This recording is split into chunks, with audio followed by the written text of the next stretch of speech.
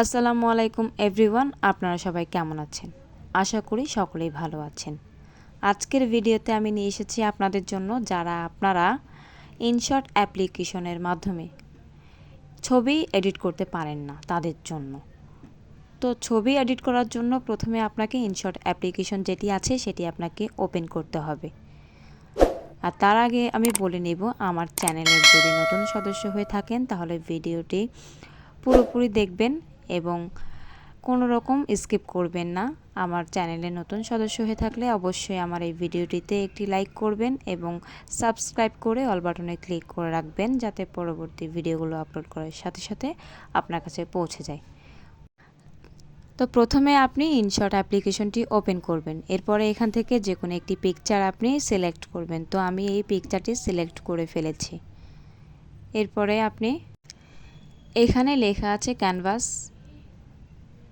ক্যানভাসে আপনি ক্লিক করবেন। ক্যানভাসে ক্লিক করার পর এখানে আপনাকে ছবিটি কোন ফ্রেমে নেবেন সেটি আপনি এখান থেকে সিলেক্ট করে নেবেন। তারপরে এখানে লাইটনেস লেখাটি আছে, এখানে আপনি এখান থেকে লাইটনেস এখানে বাড়িয়ে কমিয়ে নেবেন।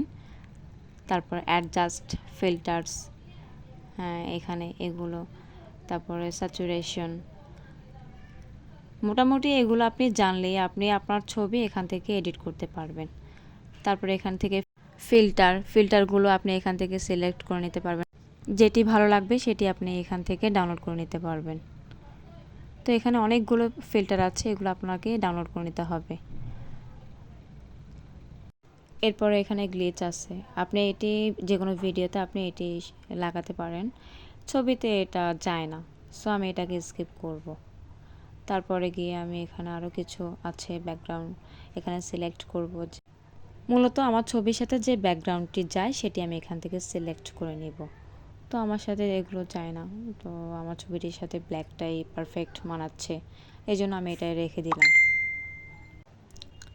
তারপরে গিয়ে এখানে স্টিকার আপনি লাগাতে পারেন যে কোনো, অনেক অনেক অনেক অনেক এখানে স্টিকার আছে, এখান থেকে আপনি যে কোনো একটি চাইলে এখান থেকে স্টিকার লাগাতে পারেন।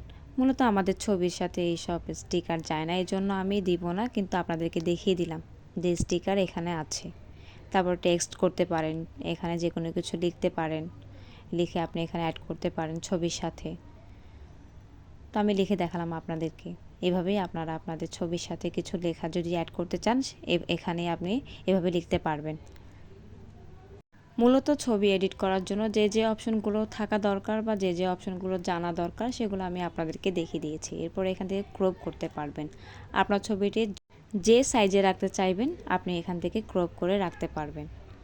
তো আমি এরপরের যে অপশনটি আছে সেটি হচ্ছে ফ্রেম, আপনি যে ফ্রেমে আপনার ছবিটিকে রাখতে চান সেভাবে আপনি রাখতে পারবেন।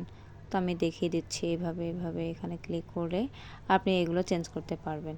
তো আমি কোনো ফ্রেম দিলাম না, আমি স্কিপ করলাম। এরপর যে অপশনটি আছে সেটা হচ্ছে রোটেট, এখান থেকে আপনি জুম করতে পারবেন। তারপরে সাইডে নিতে পারেন, আপনি যে সাইডে নিতে পারেন নেবেন, আপনার কাছে যেটা বেস্ট মনে হয়। তো এভাবে আমি আমার আগের পজিশনে নিয়ে ফেলেছি। এরপর টিক মার্ক দিব, টিক মার্ক দেওয়ার পরে উপরে যে সেভ বাটনটি আছে এখানে ক্লিক করে আমাদের ছবিটি এডিট করা সম্পূর্ণ হয়ে যাবে এবং সেভ হয়ে যাবে।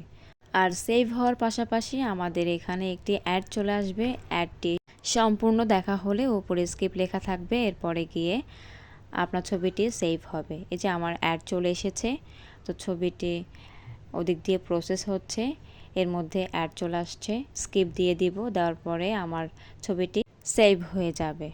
সো আজকের ভিডিওটি এই পর্যন্ত, ভালো থাকবেন সবাই, ধন্যবাদ।